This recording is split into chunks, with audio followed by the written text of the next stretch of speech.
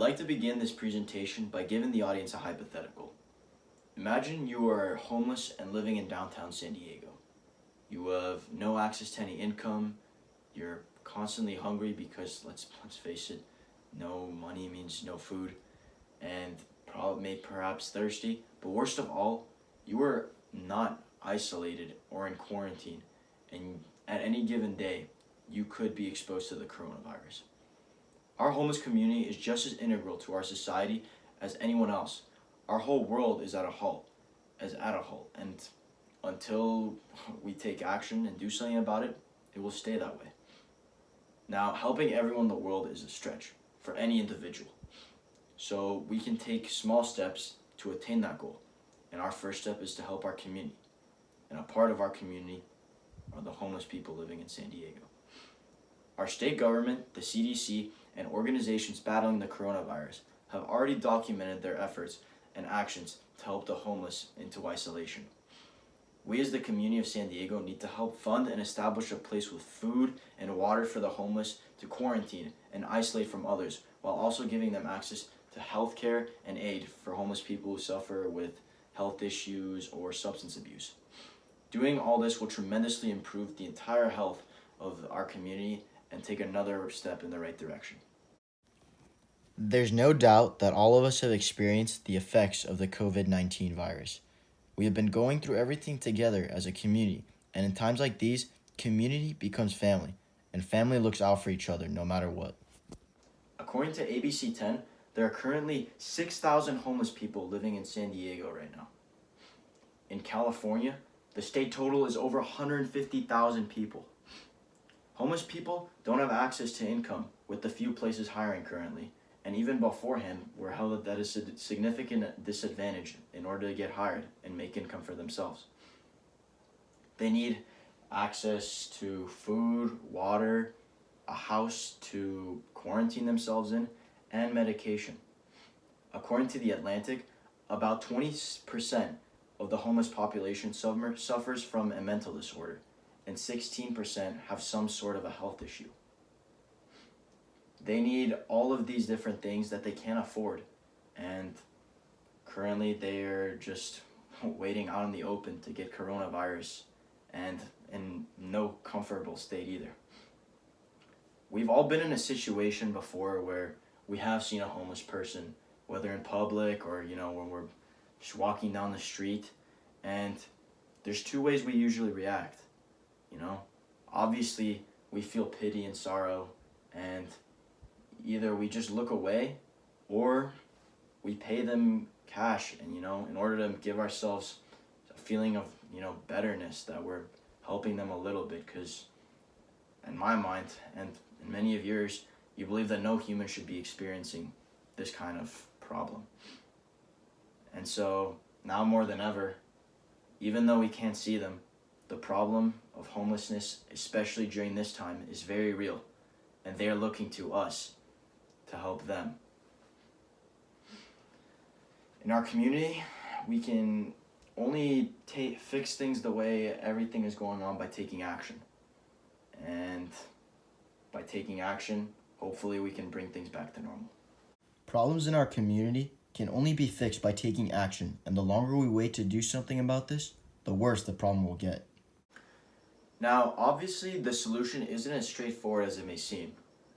Asking people to hold a homeless person in their house is obviously not the solution, and quite honestly, I can say that about 99% of people would say no to that.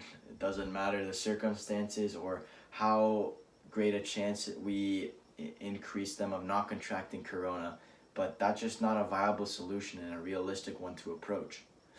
Another idea would be homeless shelters to help them, but homeless shelters compact lots of homeless people in a very dense area. So this completely ruins the idea of isolating them, since these shelters would compact them in a very small vicinity and not let them isolate themselves at all. And then another problem, well, not so much a problem, but just a mindset, is that Everyone is looking out for themselves. And to be honest, yes, it's great. It's good to be, worrying about your family, about your friends, about people who are dear to you. But at the same time, too, there's no one looking out for the homeless community. People might just think, oh, that's the government's job is to make sure that the homeless people are safe and healthy and not contracting corona. But with everything that's going on, like the homeless people are such a small aspect of all the major things and problems that are going on in the world. So the government doesn't have enough time to handle this or the attention to. It's up to the people in our community, which is us, to help them out and make some kind of contribution to better their lives. By investing our time, money, and effort, we can solve any issue that faces the world. The battle against COVID-19 and saving the homeless community is no different and needs our full attention right now. So there are three main things that we need to cover to properly solve this issue. So for one, we need a place for homeless people to stay and quarantine, isolate themselves from others, access to clean food and water in that location, and then on top of that, potentially giving them some kind of medication if they have a previous health problem or if they're struggling from a previous drug abuse. And so one idea that I thought was pretty brilliant for helping the homeless community get into isolation was called the Room Key Project. And it basically helps both hotels and the homeless community. So a lot of businesses are going out of business, obviously, because of this whole pandemic. And hotels obviously have no other guests going on at this time because of the pandemic going on. So the government would actually be paying the hotel to have the homeless community in there for obviously a discounted price. And then the hotel would stay in business as a result. So win-win situation. In fact, the Federal Emergency Management Agency stated there are empty hotel rooms and no one is using them. Why not put them to use? Approximately 9,000 rooms have been opened and used to quarantine the homeless. Now, as far as food and water go, there are so many different organizations such as the Salvation Army that are specifically made organizations to solve these kind of problems. So they have a bunch of different drives for food, and water obviously would also be appreciated. So that kind of donation would be given to them. And then finally, as far as giving the people the necessary medication for a previous health problem, the offices of National Drug Control need to start creating and distributing more medication. I know that it's difficult for them to be doing that right now, given the circumstances that ties with different countries has been cut, which is a primary reason that there's not that much supply right now, but that is something that they definitely need to increase the production of, because the supply and demand right now is at an all-time high in this community.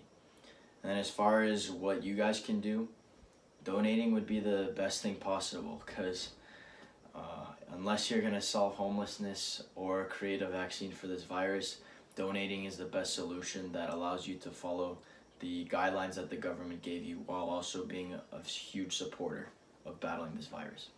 As stated many times already, the homeless community needs our help more than ever right now. And with the lack of money to purchase essentials such as food or a home to isolate themselves in quarantine, they're at huge risk of contracting and surviving this disease.